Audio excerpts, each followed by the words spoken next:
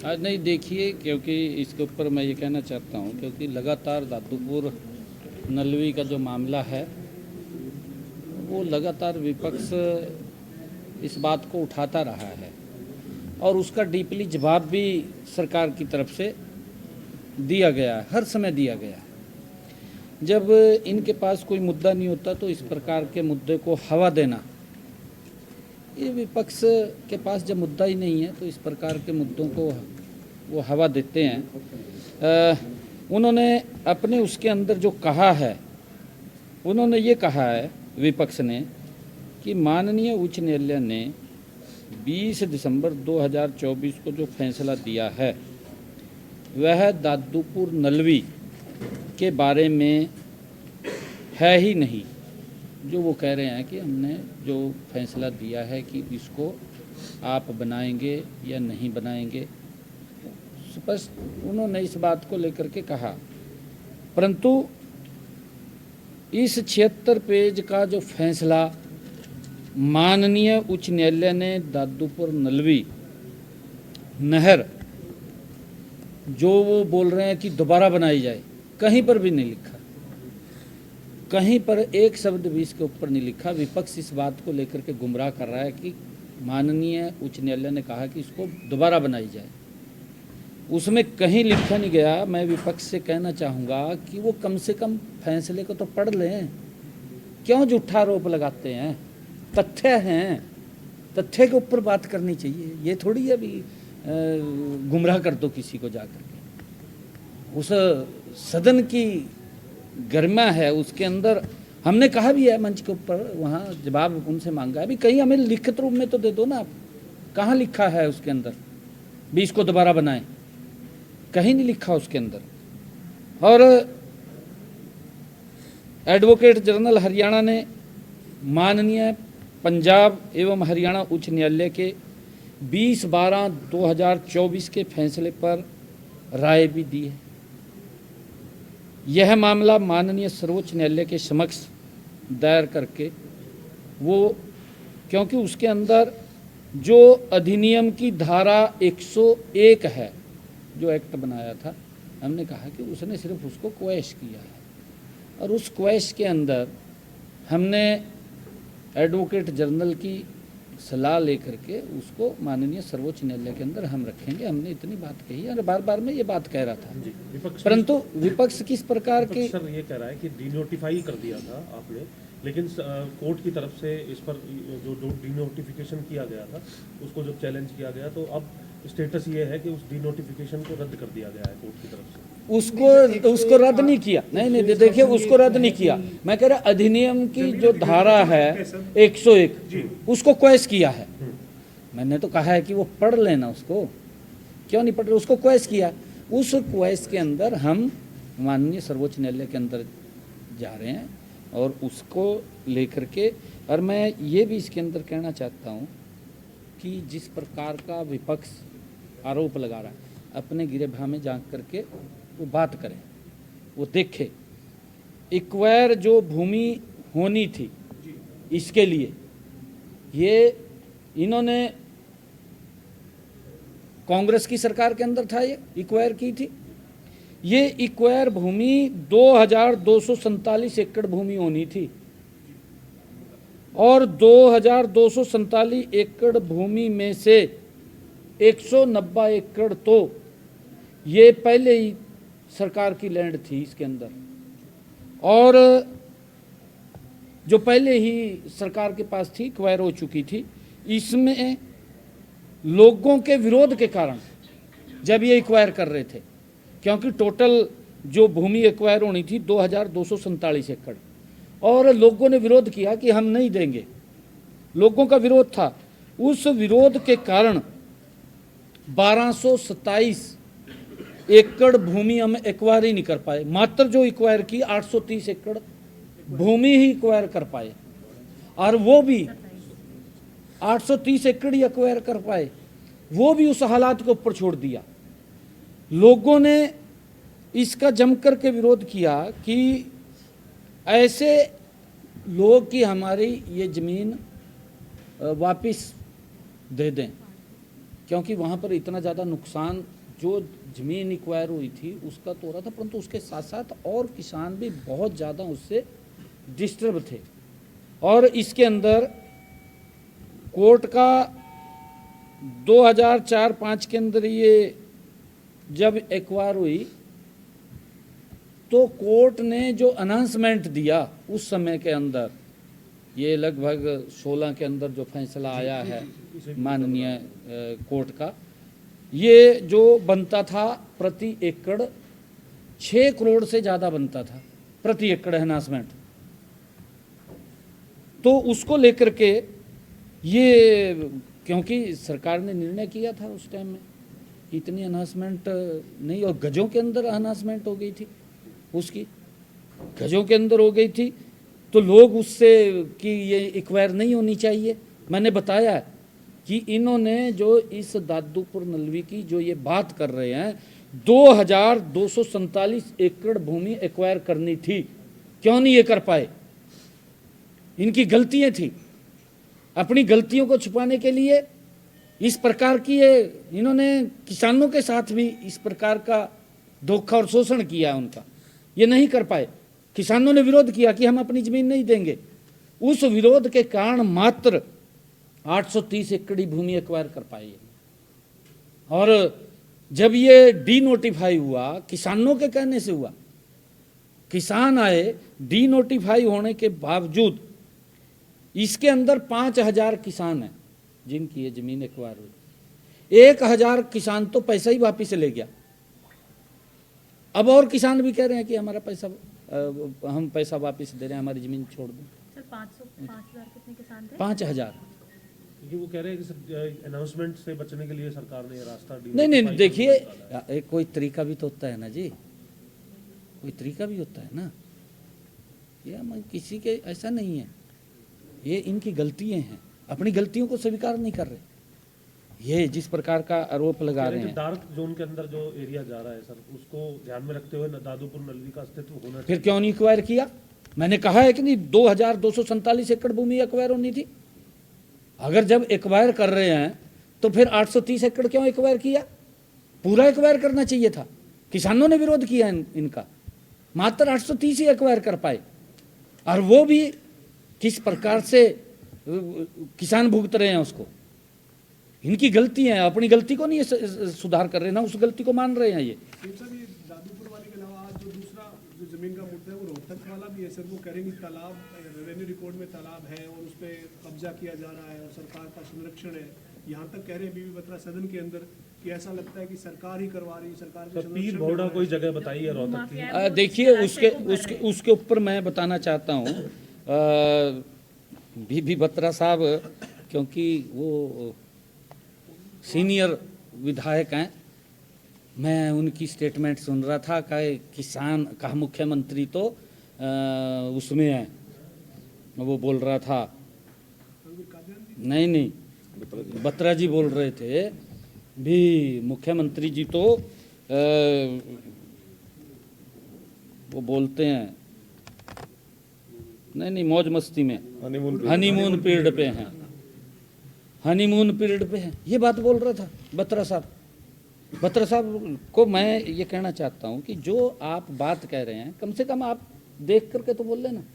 उसके अंदर जो रोहतक गोहाना रोड पर पीर बोधी स्थल है जिसमें वो बता रहा है कि 12 एकड़ पर तालाब है और जो कहा 125 साल पहले खोदा गया था,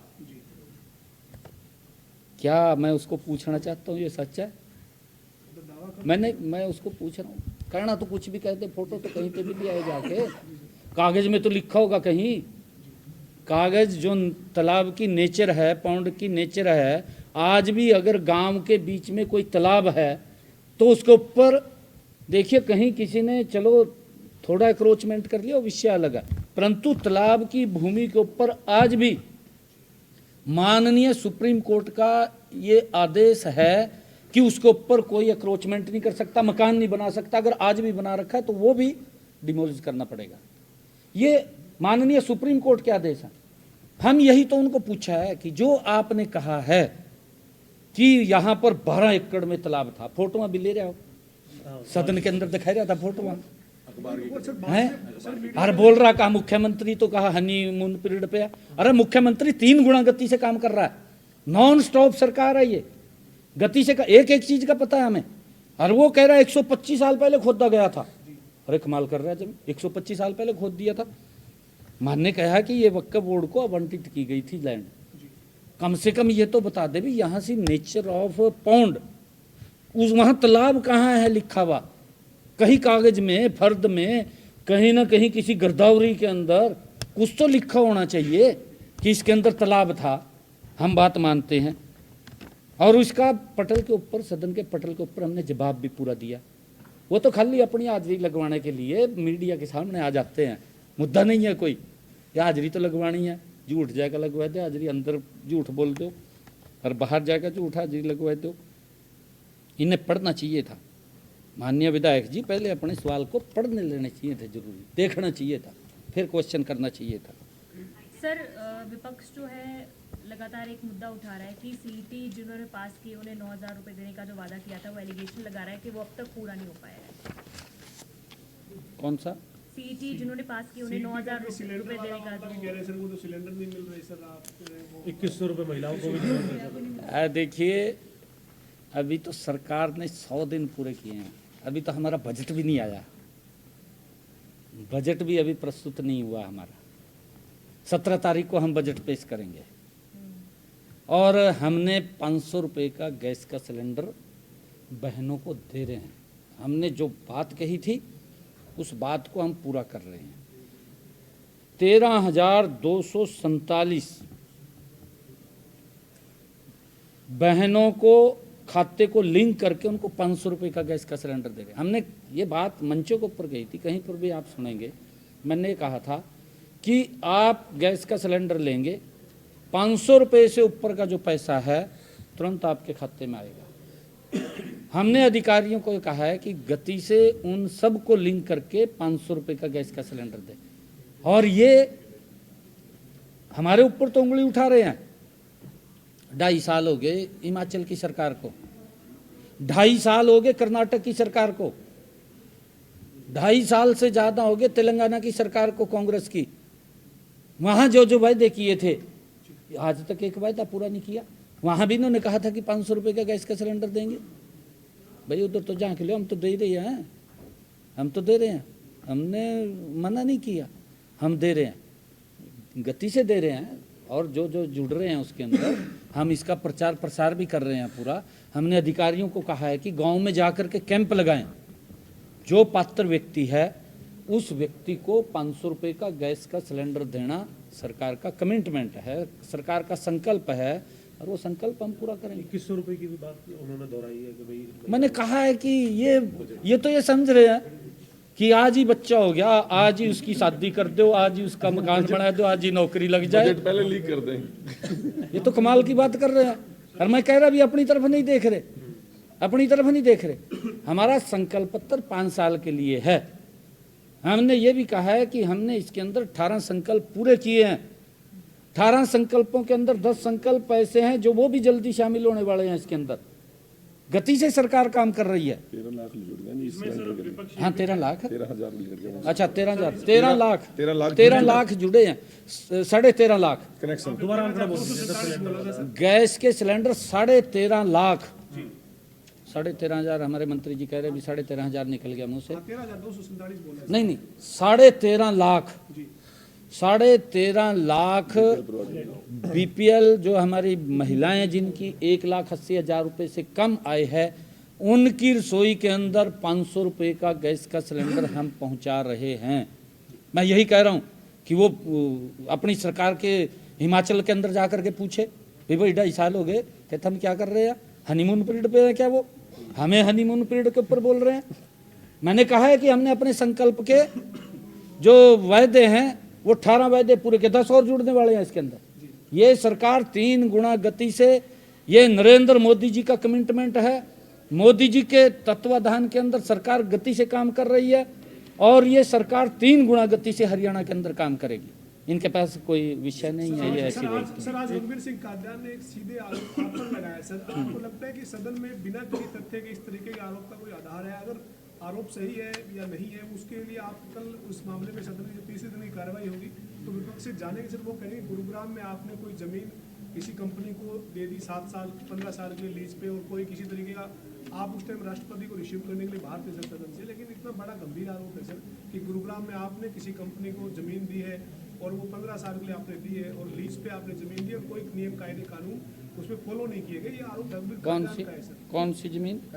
एक सर रघुवीर कादियान ने माइनिंग को लेकर के भी आरोप लगाया है। किसके साथ है MOU? उन्होंने जब आपका नाम लिया सर, इसलिए ये सवाल है चूंकि उन्होंने सीधे तौर पे कहा कि मुख्यमंत्री बनने के बाद पहला घोटाला या पहला इनके ऊपर आरोप ये है, और उन्होंने कोई किसी कंपनी को एक MOU के तहत जमीन देने की बात की सर गुरुग्राम में। कादियान साहब का जवाब मैं जब रिप्लाई दूंगा तो उसके अंदर दूंगा मैं ज़रूर, अगर उन्होंने आरोप लगाया, क्योंकि साहब एक माइनिंग मैंने कहा है कि इनके पास जानकारियों का अभाव रहता है, जानकारी इनके पास पूरी नहीं रहती, ये तो आरोप लगाने वाला काम करते हैं और उसी के कारण से ये स्थिति खराब हुई। मुख्यमंत्री जी रघुवीर कादियान जी ने ये बात भी स्पष्ट करी कि प्रदेश के अंदर नशा और शिक्षा को लेकर उन्होंने सवाल जो है वो पूछे कि प्रदेश के अंदर 483 स्कूल हैं, उनमें से आधे स्कूल्स में जो है वो पूरे तरीके से बंद पड़े हैं, शिक्षक नहीं है, और नशा जो है वो खासतौर पर विधायक सतपाल जामा का नाम लेकर कहा कि उन्होंने खुद मंच से जो है वो स्पीकर साहब के सामने कहा कि बहुत सारा नशा जो है वो बिकता है और जो नशाखोर हैं, जो नशा बेचते हैं, उनके नाम भी जो है वो दिए गए, लेकिन उनको सवेरे या और शाम को छोड़ दिया गया। नहीं, ऐसा नहीं है, हमारी सरकार गंभीरता से काम कर रही है। नशे के खिलाफ एक क्षेत्रीय कमेटी भी बनी हुई है जिसमें पंजाब, हरियाणा, हिमाचल प्रदेश, उत्तराखंड और हमारा राजस्थान और ये चंडीगढ़ के साथ उत्तर प्रदेश का ये भाग, उस कमेटी की बैठकें भी हो रही हैं। अभी भी मैंने पिछले दिनों बैठक ली थी, फिर अधिकारियों की भी उसके बाद बैठक हो गई है, और हम हरियाणा के अंदर भी नशे को लेकर के कि क्रॉस बॉर्डर नशा ना आए उसको लेकर के भी ज्वाइंट ऑपरेशन दोनों स्टेट्स के चलते हैं, गंभीरता से उसके ऊपर लगे हुए हैं। और नशे में जो भी संलिप्त है हमने उनके ऊपर सख्त कार्रवाई भी की है, उनके मकान के ऊपर भी बुलडोजर चला है, हमने चलाया है। जो भी हमारे पास क्ल्यू तथ्य आते हैं उसके खिलाफ सख्त कार्रवाई करते हैं। और हम ये कार्रवाई ये नहीं है, ये कार्रवाई और तेज होगी, क्योंकि नशे के खिलाफ हमारी बड़ी परिकल्पना है कि नशा समाप्त हो, और उसको लेकर के हम काम कर रहे हैं। परंतु मैंने कहा है कि ठीक है, अच्छी बात है, विपक्ष इस प्रकार के मुद्दे उठाता है तो उससे हमें भी और नई जानकारियाँ मिलती हैं। मैं विपक्ष को ये कहना चाहूँगा कि आप अगर इस प्रकार के आरोप लगा रहे हैं, एक मानस नाम का पोर्टल भी हमने बना रखा है जिसके अंदर स्वयं केंद्रीय गृह मंत्री परमादरणीय अमित शाह जी उसके अंदर जुड़ करके उस सारी बात को रिव्यू करते हैं, इस नशे को लेकर के नशा समाप्त हो।